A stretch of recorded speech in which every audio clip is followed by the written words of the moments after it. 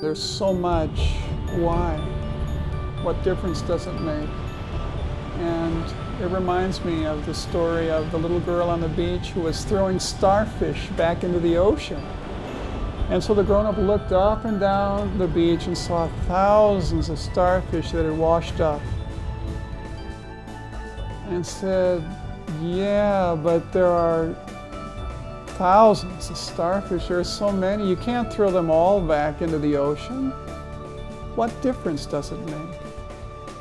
And the little girl bent down and picked up another starfish and threw it into the ocean and said, it made a big difference to that one.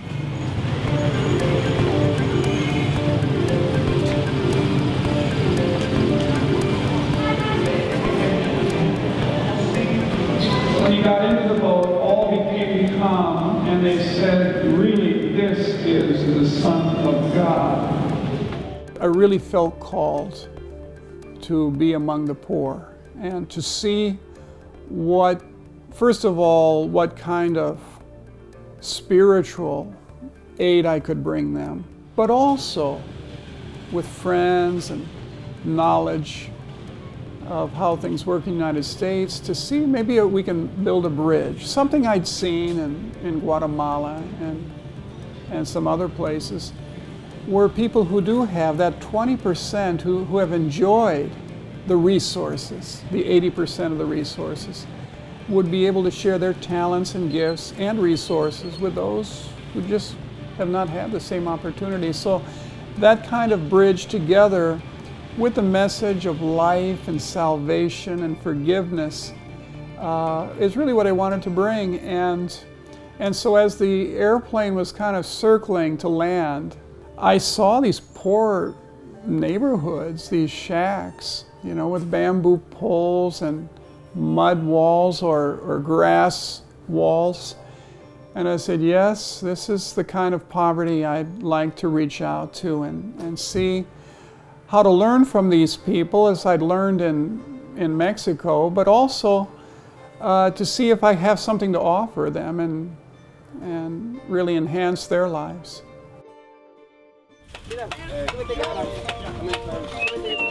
We are in Monte Casillo with our group from Santisimo, Sacramento, with 9 of us, a few of the staff members from Santisimo. We're building a house for Pedro, Raul, Maria, and Angelica. And they're getting a new house today, and we're just pleased to be here. Houses are built out of bamboo. We're digging holes, putting the bamboo up. We use the middle part of the bamboo for what's called chapas, where we use to lay the poles. It's all wired together. We'll put a tin roof on it, plywood front, plywood back, a front door, back door with a lock, and then it's kind of a lattice material on the side. It usually takes about 2 hours in the morning to tear the house down and remove it. It's a sad process at first for the families because you're tearing their home down. But then when they see that you're actually going to have a home rebuilt in the same day, they're pretty proud. So as the day goes on, you see a lot more smiles out of the family. This is the family, mia familia. See? My husband and I adopted them about 4 or 5 years ago. And part of that commitment is we send $25 a month, and it provides their basic food. And we also, twice a year, we can send shipments of things they need. For example, we've sent pots. I see the pots we've sent. Here's the water jug that we've sent. And what a joy to get to meet them, because I never know what their needs are. So this is really wonderful. We want everyone who visits us, we want them to feel that they're allies, that they're empowered to do the work that they see. So it's always great for us to have visitors to get fresh eyes, you know, a fresh heart to see what people are suffering and what can be done for them. So every day in Santisimo Sacramento is a different day. We have a hospice, we have a retreat center, we have a rehab center, we have an orphanage, and we have a lot of things, so we can help a lot of people. Last year we opened up this school with 470 children. We got a little bit more money and built some more classrooms. Now we're up to 690 students in our second year. They do have to have a certain amount of ability to study here. We can take on a few who might be a little weak in the studies and tutor them. But most of the students have to have some ability to offer in order to keep up with the others. We employ about 100 people a day. Yeah, we have 30 on staff at the parish, and here we have another 40 or so. And then we have all the builders who are building things all the time. So we probably have 100 people on payroll every day. Yeah. This particular project is really born out of the kindness of the Redmond family, and Mark and Kay and their kids have been down to Piura a number of times, and then Mark, who owns a construction company, got prostate cancer and began dying using hospice care himself, and he thought a lot about the poor down here who ended their lives in very poor circumstances, some dying on hard surfaces without a bathroom in their home and without any care really.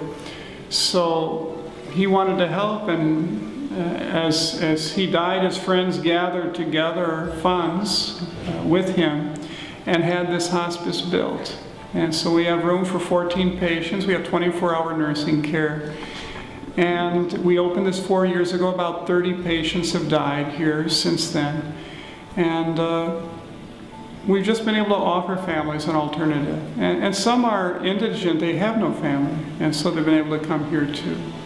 But there are really some wonderful stories of life, of compassion, of renewal that have happened here before the end of their life has occurred. So we want it to be like a paradise, and in a way it already is. It's a very peaceful, lovely place for the people. It's called the Angels Hospice. That was kind of how the family wanted to call this hospice.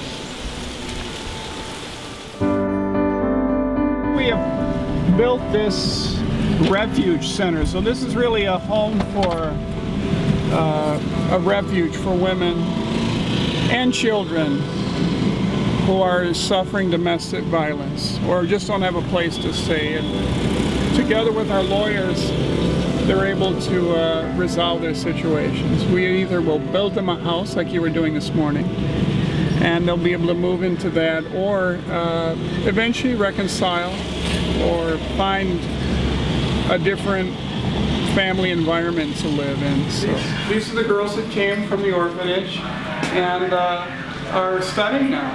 So this is giving them a chance really to move forward with their lives. Yeah. And they're really, this has only been existing for a little over a year, this home. Before, really, their alternatives were very limited. They pretty much had to live with a family and work as a cook or a cleaner. Some of them did go back to their homes. Some are from the jungle, some are from the mountains, and a few are from the coast here. But it's just really a great opportunity for them to develop themselves and have new opportunities. And this was built really by visitors who wanted to help them out. So that's how this came into being. There are a number of rehabilitation centers in Piura, but a lot of them are a bit harsh and kind of primitive in their treatment. So we opened one over 20 years ago, and it's a voluntary program. It's not by force. It's really by encouragement and willingness. It's a residence. Up to 24 men can stay there, and right now we probably have about 15 or 20 that form a community, and they're different stages: the detoxification stage, the therapeutic stage, and then the community stage, and then the reinsertion stage. So we have a number of participants who are reinserting into their regular social life. The services that we offer are totally dependent upon donations from the United States. And so what I do is go back to visit parishes every year, maybe 4 different parishes, sometimes an extra one, but usually about a month, though I'll come back sometimes during the week so as not to be away too much time. But 4 or 5 different parishes I'll visit, and they'll take up a collection. And the sister parishes are very strong because they know what we're doing and are very generous in that sense. But yes, it's because of those donations that we can have a staff of 30, social workers, nurses. That's another thing I haven't mentioned yet, is we have a wonderful clinic that takes care of the sick. We have a nursing staff of 3 nurses that do wonderful work besides the hospice. But by making these visits and having visitors see some of the needs, that's able to take care of the 30 staff members and the many people who come with real needs, medical needs or hunger, or just looking for a job and need a little help to get that job. And really faith-inspiring. People pray to God. The churches are filled down here. It's a very religious society. It's a society of believers. And the kind of aid that is given only reinforces that the Lord does hear our prayers.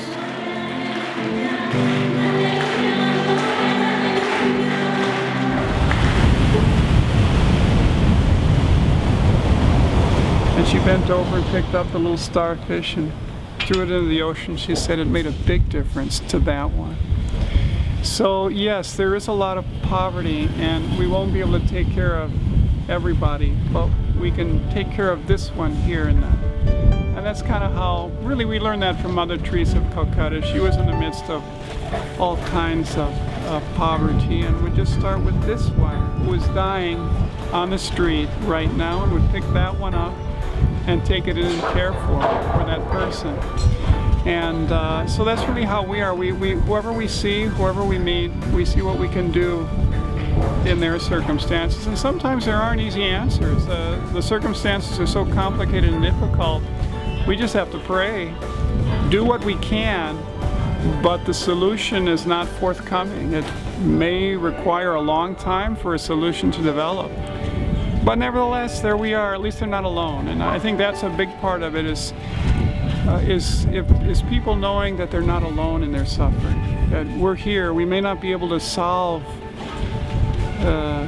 this particular suffering or problem, but we're with you. We'll be with you in this, and not indifferent.